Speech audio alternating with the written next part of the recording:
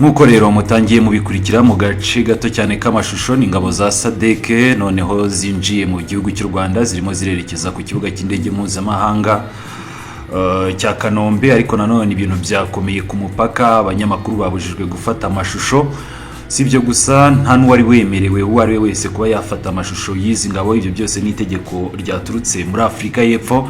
Niriwe nkurikirana ibitangazamakuru byo muri Afurika y'Epfo byatangaje ko ngo bari bifuje ko izi ngabo zabo ngo zanyura mu gihugu cy'abaturanyi cy'u Burundi. No Burundi bwari bwatanze n'icyo cyifuzo, M23 irabyanga.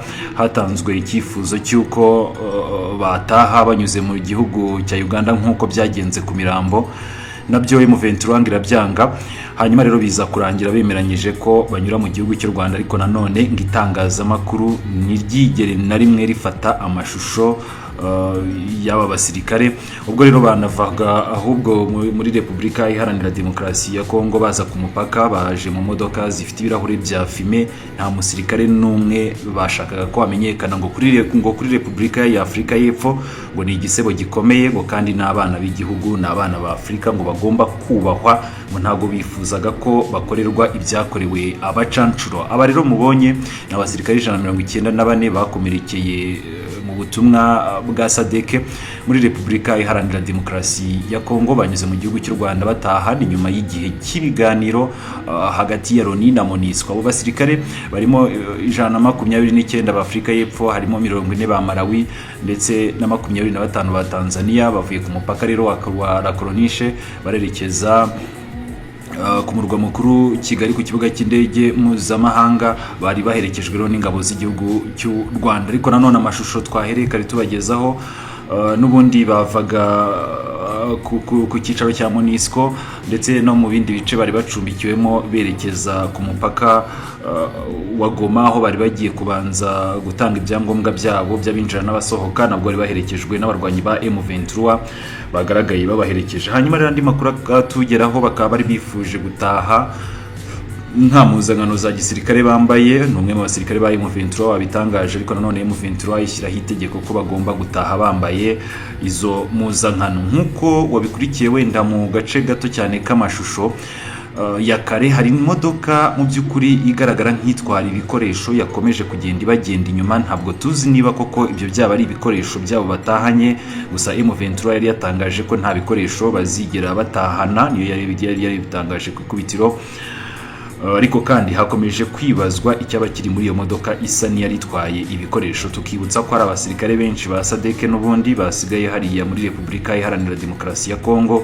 Biteganyijwe ko nabo bazataha mu minsi iri imbere, ariko ku munsi w'ejo inzego za gisirikare zo muri Afurika y'Epfo zatangaje ko hashobora kuzoherezwa abandi basirikare cyangwa se bakaba batazoherezwa. Byose bizava mu biganiro bizaba hagati y'abagize umuryango wa SADC n'abakuru b'ibihugu. Niyo makuru tuzakomeza kugenda dukurikiranira hafi kandi dukomeze kugenda tuyabagerezaho ku gihe. Ubu ngubu igihari nuko mu buryo budasubirwaho nk'uko utangiye ubibona, ingabo za SADC zamaze kugera mu gihugu cy'u Rwanda, ziri kwerekeza ku kibuga cy'indege mpuzamahanga. Biteganyijwe ko indege zitwara abarwayi ndetse n'indege zisanzwe za gisivile ziraza guhita zibafata, zirimo rero nk'iza Botswana. Afurika y'Epfo ntabwo yigeze yohereza indege kubera ko iki gisirikare cyabo cyatangaje ko nta ndege zihari mu ishami ry'abarwanira mu kirere. Kuko rero uko byifashe, mukomeze mugire ibihe byiza. Turakomeza kubana 5 kuri 5.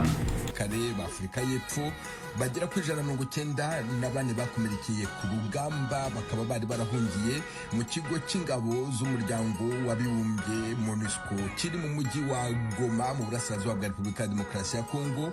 Basubijwe mu gihugu cyabo kuri wa mbere, banyujijwe ku mupaka uhuza u Rwanda na Kongo uzwi nka Grande Barriere, bagana i Kigali aho bafatira indege. Baherekejwe n'abasirikare umutwe wa M23 wabagejeje ku mupaka, aho impapuro z'inzira zabo zagenzuwe neza mbere yo gukomeza bagana i Kigali.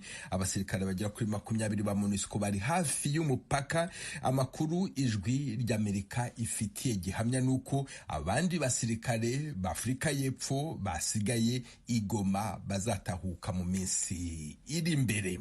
Hagati aho abapolisi n'abasirikare ba FARDC, ingabo z'igihugu cya Repubulika repubulika ya demokarasi ya Kongo barenga 3,000 bishyize hamwe n'abarwanyi ba M23 boherejwe mu kigo cya gisirikare kirahitwa Rumangabo mu ntara ya Kivu ya ruguru. Inkuru irambuye Jimishu kandi bakomera. Umubare munini w'abo bapolisi ni abafashwe mu ntangiriro z'icyumweru gishize ubwo umutwe wa M23 wafataga umujyi wa Bukavu mu ntara ya Kivu y'Epfo. Aba bageze mu mujyi wa Goma ejo ku cyumweru mu gitondo, dore ko ubwato bwari bubatwaye bwageze ku cyambu gikuru cya Goma ahagana saa 12 n'igice z'igitondo. Bageze kuri iki cyambu bose bambaye imyenda y'igipolisi, gusa nta ntwaro bari bafite, ahubwo buri wese yari ahetse igikapu ubona ko kirimo imyenda.